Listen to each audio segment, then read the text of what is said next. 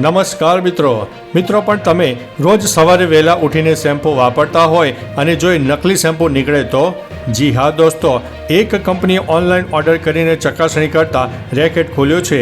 સુરતમાં ગોડાઉનમાંથી 16 લાખના બ્રાન્ડેડ કંપનીના નકલી શેમ્પૂ ઝડપાયા છે.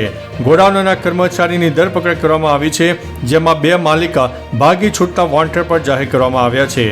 હવે મિત્રો સમાચાર વિસ્તારથી જાણીએ તો અમરોલી છાપરા ભાઠા રોડના એક ગોડાઉનમાંથી બ્રાન્ડેડ કંપનીના 16.36 લાખની નકલી શેમ્પૂ મળી આવ્યા છે, જેનું ઈ-કોમર્સ ઉપર વેચાણ થતું હતું. કંપનીના કર્મચારીએ અમરોલી પોલીસને જાણ કરી પોલીસે અમરોલી છાપરભાઠા રોડ પર હિલ્ટન બિઝનેસ હબના બીજા માળે ઓફિસ કામમાં ગોડાઉનમાં રેડ કરી હતી, જેમાં બ્રાન્ડેડ કંપનીના નકલી શેમ્પૂ 1 લીટરની બોટલો 1400 નંગ મળી આવી હતી, જે નંગની કિંમત 1100 રૂપિયાની આસપાસ થાય છે.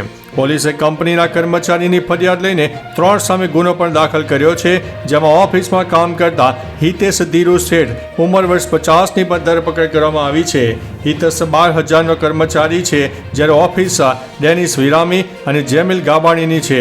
હાલમાં બંને ભાગી ગયા છે અને આ નકલી શેમ્પૂ ઓનલાઈન વેચાતું હતું. તો મિત્રો તમે પણ થોડા સચેત રહો, સાવચેત રહો અને નકલી વસ્તુઓથી દૂર રહો. તો ચાલો મિત્રો, ફરીથી એક અગત્યના સમાચાર લઈને મળતા રહીશો. ત્યાં સુધી અમને રજા આપશો. નમસ્તે.